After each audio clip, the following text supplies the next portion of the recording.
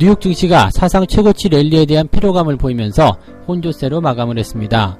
시장에는 전반적으로 긍정적인 이야기들이 많이 있었지만 그래도 투자자들 입장에서는 좀 부담스럽다, 이러한 중론이 많았던 것 같습니다. 그런 반면에 중국에서는 지준율을 인하하겠다라는 얘기가 나오면서 긍정적인 이야기들을 더 많이 시장에 불어넣는 활기찬 모습이 좀 나타났습니다. 자, 뉴욕 증시 그리고 중국 시장에 대한 이야기 다 같이 묶어서 이야기해드리도록 하겠습니다. 2019년 한 해 동안에 10대 그룹 시총이 무려 132조 원이나 증가했다고 합니다. 근데 시가총액이 증가한 것도 이렇게 그룹별로 조금 온도 차이가 있다고 합니다. 삼성, 현대차, SK, LG그룹까지는 증가세를 좀 보였지만 그 외에 다른 기업들은 조금 부진했다라는 이야기가 좀 나오고 있습니다. 전부 다 좋아진 것은 아닌데, 자, 10대 그룹의 시가총액 변동 어떤 식으로 일어났는지 한번 알아보도록 하겠습니다.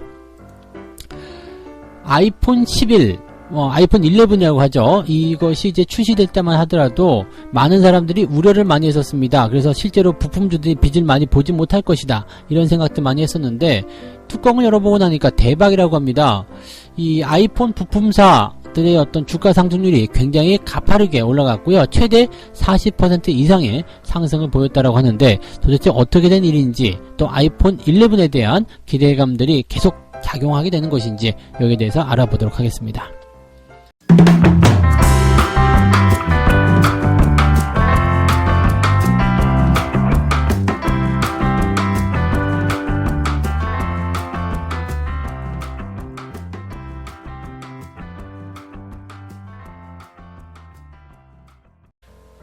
네, 반갑습니다. 오늘은 12월 26일 목요일입니다. 꼭 월요일 같죠? 네, 이게 휴일이 하루 끼게 되면은요, 좀 그런 것 같아요. 날짜도 훅훅 지나가는 것 같고요.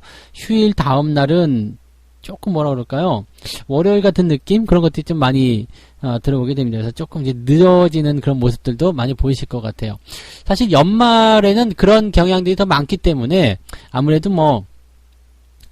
조금 느슨해지는 그런 부분들, 그 다음에 생각하지 않았었던 그런 일들이 많이 나타나는 경우들도 있는 것 같습니다.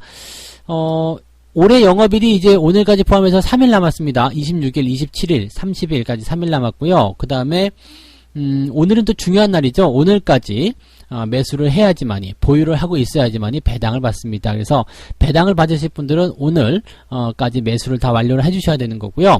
내일이 되면 이제 매도를 하시더라도 배당을 받게 되시는데, 배당락 기준일 날은 전체적으로 주가가 조금 가라앉는 그런 형태의 모습 보이는 경우가 많이 있습니다. 그래서 배당만을 노리고 들어가신다기보다는 그냥 전반적으로 좀 장기적으로 같이 가는 그런 주식에 투자하시면서 배당도 같이 먹자, 이런 식의 투자를 하시는 것이 조금 유리하지 않을까 생각을 좀 해봅니다.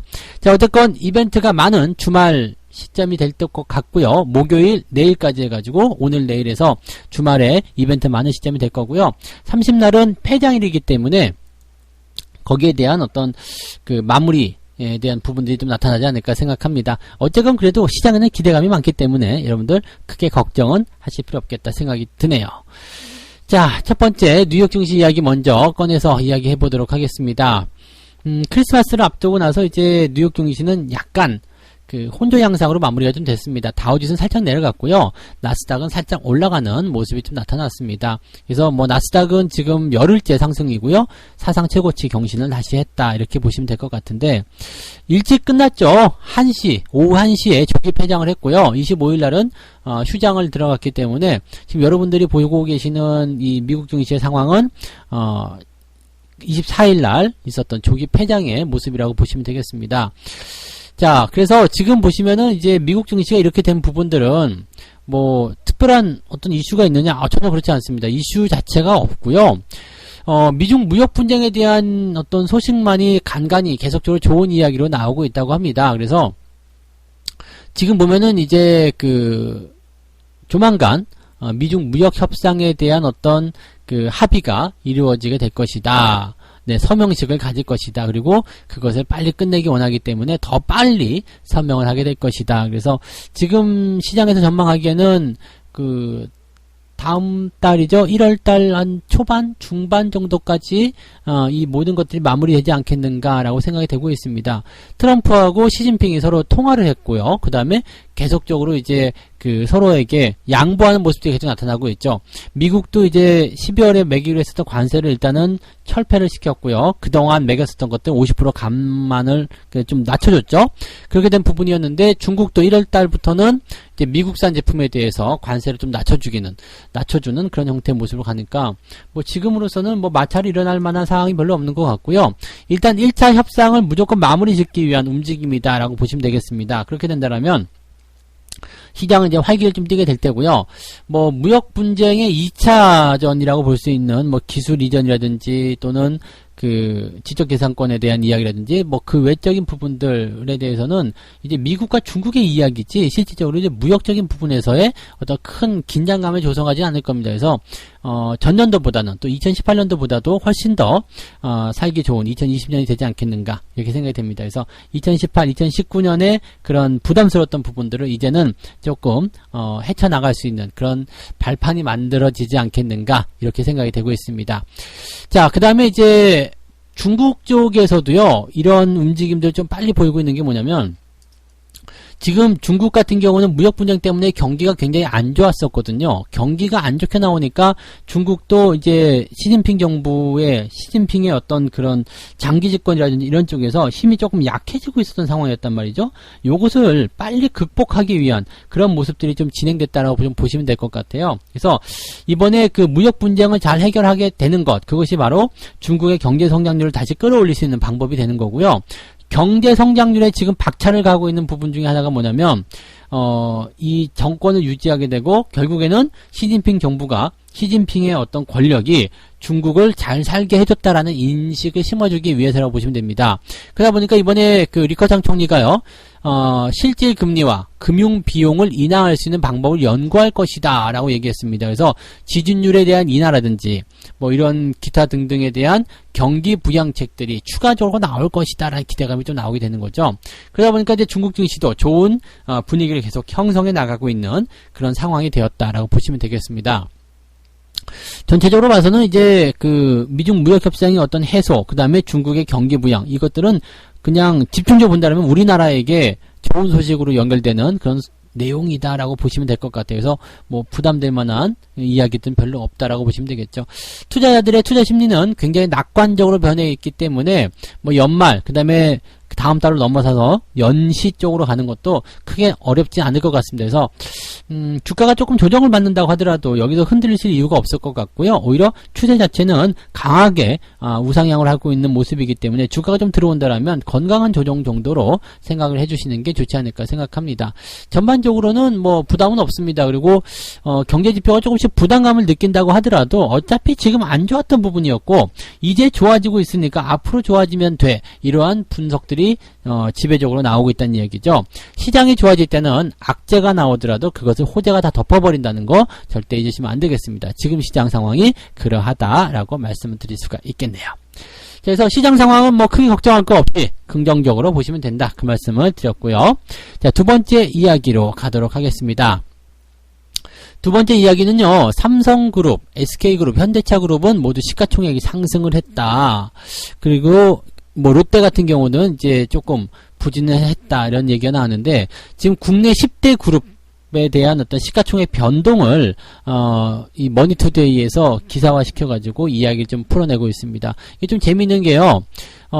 지금 보면은 그 이 업종군들이라고 봐야 되나요? 이 그룹 사들의 모양새, 삼성, 현대, SK, 뭐 LG 뭐 이런 식인데 지금 업종군으로 봐서는 괜찮은 그룹이라고 좀 보시면 되죠. 그러니까 주력 산업들이 일단은 좀 회복이 되고 있거나 좀 잘 나갈 수 있는 거. 지금 삼성 같은 경우도 삼성전자 쪽에서의 반도체 같은 부분들이 긍정적으로 풀이가 될 수 있는 상황이 되었다라고 볼 수 있는 거고요.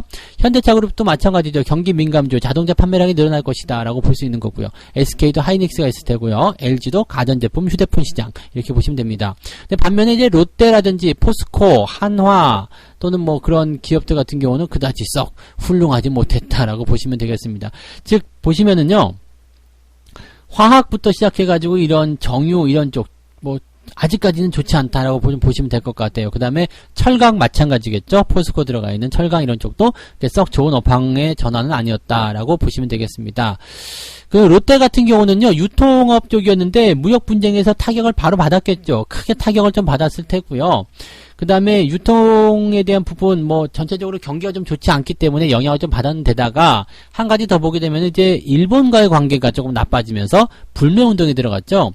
뭐 하이트 진로하고 이제 롯데하고 이제 딱 어떻게 보면은 이게 그 대결 구도가 좀 들어갔어요. 그리고 롯데그룹 같은 경우는 일본 쪽에 이게 적이 있다 이렇게 해가지고 일본 기업이다, 롯데는 일본 기업이다, 뭐 이런 식으로까지 얘기가 나오면서 굉장히 좀 불매 운동이 좀 그 커졌을 때 피해를 좀 보았던 그런 그룹이 아니었겠나라고 생각이 좀 듭니다. 전체적으로 보게 되면은 이제 그 그룹 내에서 중요한 역할을 차지하고 있는 그런 업종군들, 그런 기업들이 어떠한 흐름을 좀 보였는가에 따라서 대응이 좀 달라지게 되고요. 삼성이나 SK 같은 경우는 뭐 반도체 업황에 대한 호전이라든지 이런 쪽으로 보시면 되겠고, 현대차는 조금 그 다르게 볼 수 있는 것이 뭐냐면 신차에 대한 어떤 기대감, 즉 자동차 판매에 대한 기대감 이런 것들이 좀 긍정적으로 포함이 된 것도 좀 있었지만은 그 현대모비스라든지 현대위아 이런 부품업체들의 주가 상승도 굉장히 좀 그 주목받을만 했다라고 얘기가 나오고 있습니다. 그래서 오히려 이제 보면 현대차 그룹 내에서 그 현대차 그룹의 어떤 시가총액을 올리는데 중요한 역할을 했던 것들이 이제 부품주였다라고 좀 보실 수도 있겠습니다. 부품주들이 잘 움직이는 것은 이렇게 생각하시면 됩니다. 완성차가 한 대 팔릴 때마다 부품은 4만 개가 팔린다라고 보시면 되는 거죠. 그래서 완성차 시장이 잘 나가게 된다면 부품주들은 더 많이 그런 기대감들을 성장률을 보이게 됩니다. 그래서 사실은 이제 그 완성품을 만드는 것 자체가 굉장히 또 중요한 그런 내용일 수도 있겠습니다만, 그것이 잘 되게 된다면 물론 완성품을 만드는 회사도 돈을 벌지만 거기에 딸려있는 부품 회사들은 상대적으로 규모 면에서 봤을 때는 부품 회사들이 더 많이 성장할 수 있는 거죠. 예를 들어서 삼성전자가 만약에 스마트폰을 판매를 했는데 이게 판매가 잘 됐어요. 그래서 뭐 한 그 10조 원의 이득을 얻었다. 근데 삼성전자가 시가총액이 지금 300조가 넘잖아요. 그러면 300조가 넘는 시가총액에서 10조 원이다. 그럼 미비할 수 있거든요. 근데 삼성전자가 10조 원을 팔기 위해서 부품사들이 막 납품을 했을 거 아닙니까? 그러면 이 부품사의 시가총액은 1조 원인데 매출이 1000억 원이 나왔다. 이것은 시총 대비해서 10분의 1에 달하는 그런 엄청난 그런 수익이거든요. 근데 320조에서 10조 원의 이득이다 그러면은 이게 또 10%가 안 된단 말이에요. 그러니까 이런 식의 성장률이라도 보시면 되는 거죠. 그래서 부품사들이 조금 더 빠르고 강하게 상승할 수 있는 부분이 있다라고 보시면 되는 겁니다. 그 다음에 뭐 조선 철광 업황이 좀 부진한 부분들 뭐 이런 것들이 좀 이제 부진한 내용으로 들어갔다라고 보시면 되는 거죠. 자, 지금 이렇게 시가총액의 어떤 변동성을 잘 보게 되시면 지금 여기 그룹에 들어가 있는 종목군들이 대체적으로 코스피 200 종목에 속해 있을 거란 말이에요. 그러면 내가 업황적인 분석과 그 다음에 경기 동향을 잘 파악했을 때 어디에 투자하는 것이 유리한가가 딱 튀어나오게 될 겁니다. 이런 업황적인 변동과 그 다음에 시가총액 변동률을 잘 보신다라면 분명히 여러분들이 어느 쪽에 투자하는 것이 유리한지, 그 다음에 어떠한 종목을 담는 것이 유리한지, 지금 시장은 어떤 방향으로 가고 있는지 거기에 대한 정답을 얻으실 수 있으리라 생각합니다. 이런 뉴스들은 굉장히 우리에게 도움이 되는 뉴스들이니까 꼭 한 번씩 찾아보시는 게 필요하겠죠. 네.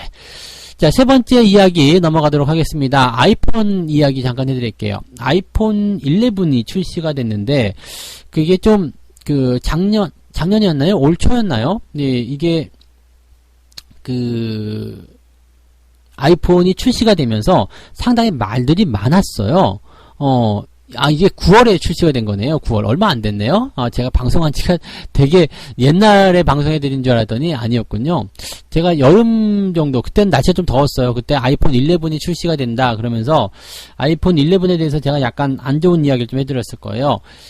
특별하게 바뀐 건 없고 카메라 성능만 조금 바뀌는 것이다 라고 이야기됐고, 미국보다 한국의 출시 가격이 더 비싸다, 한국 사람은 호구로 보는 거냐 뭐 등등의 이야기를 많이 해드렸었죠. 그 다음에 결정적으로 5G가 안 되기 때문에 아이폰이 아마도 밀릴 것이다 라는 이야기들을 좀 해드렸단 말이에요. 근데 이게 뚜껑을 열어보고 나니까 지금 10월까지요 출하량이 1억 4,600만 대. 뭐 대단하지 않겠습니까? 그래서 지금 올해 안에요. 지금 아이폰 11이 처음에 때 공개가 되면서 오랫동안에 올 한 해 동안 이제 판매할 수 있는 그 예상치가 1억 7천만 대 수준이었는데 지금 10월까지만 벌써 1억 4,600만 대라고 하니까 이미 뭐 대단한 수준이 아닌가라고 생각이 좀 듭니다. 자, 지금 이 아이폰 11이 왜 이렇게 호황을 좀 느꼈느냐, 왜 이렇게 호황을 좀 보였느냐라고 얘기가 좀 되는 건데, 꼭 이제 아이폰 11에 대한 부분 때문이라고 보기 좀 어렵습니다. 왜냐면 지금 중저가형 모델들, 요즘에 잘 보시면은 여러분들 휴대폰의 그 시장이 어떻게 변하고 있냐면 아주 프리미엄 모델하고 중저가 모델로 이제 그 라인업을 같이 들어가죠.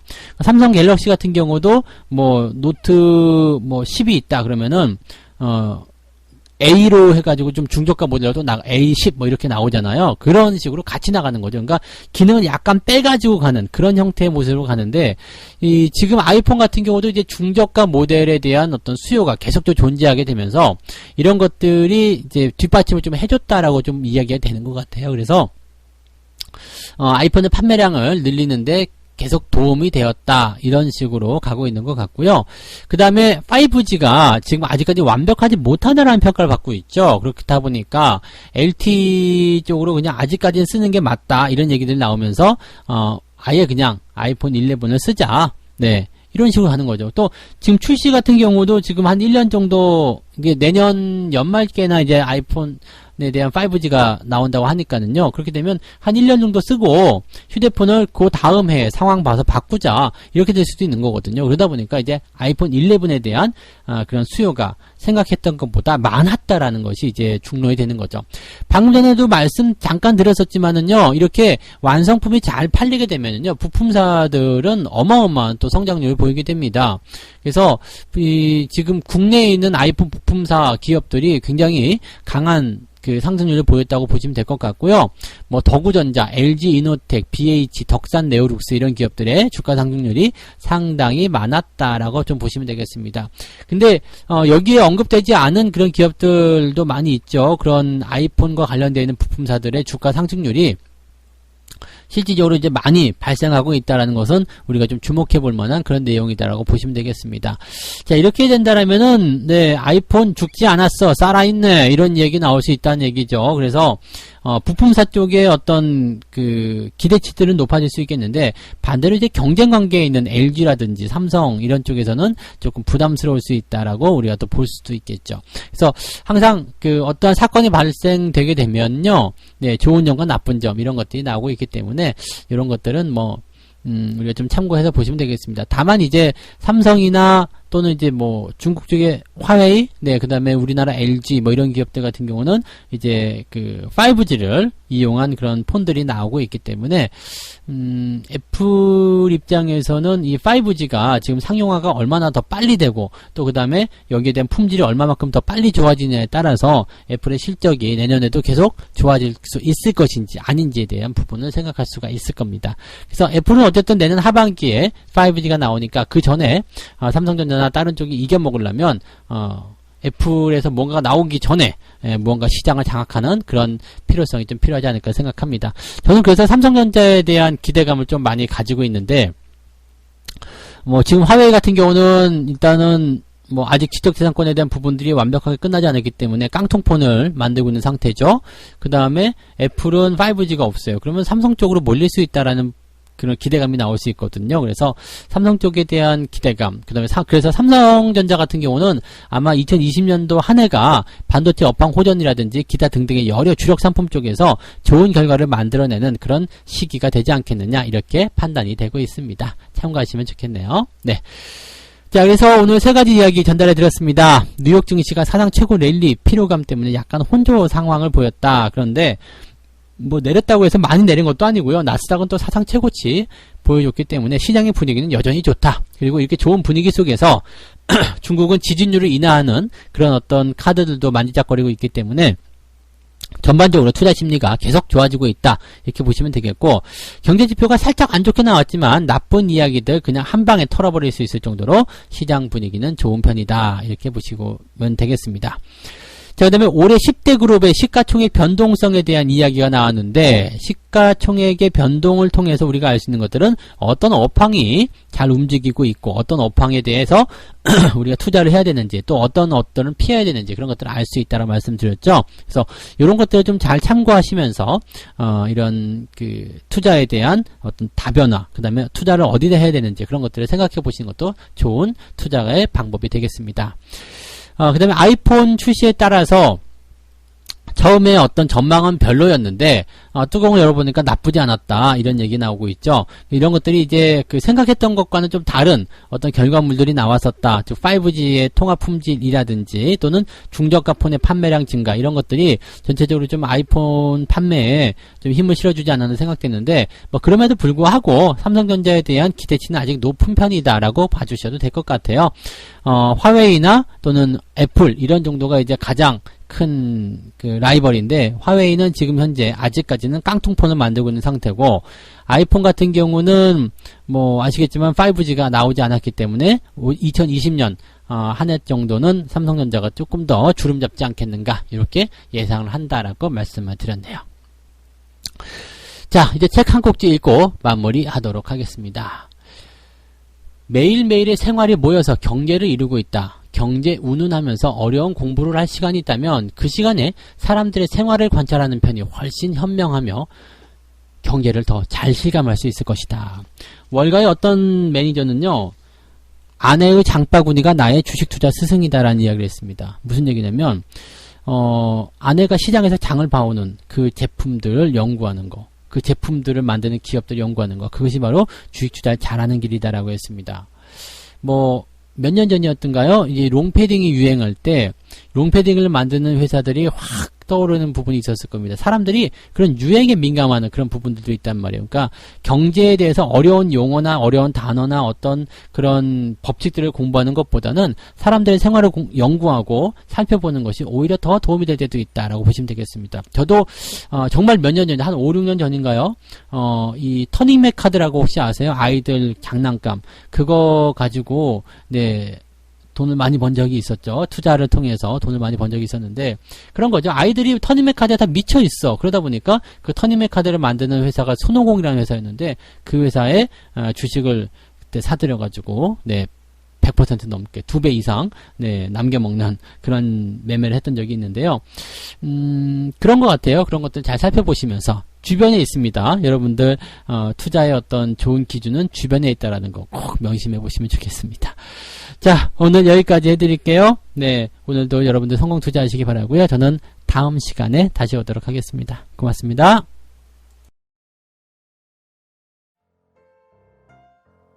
본 방송에서 제공되는 모든 정보는 투자 판단의 참고 자료이며 투자의 최종 책임은 본 방송을 이용하는 본인에게 있습니다.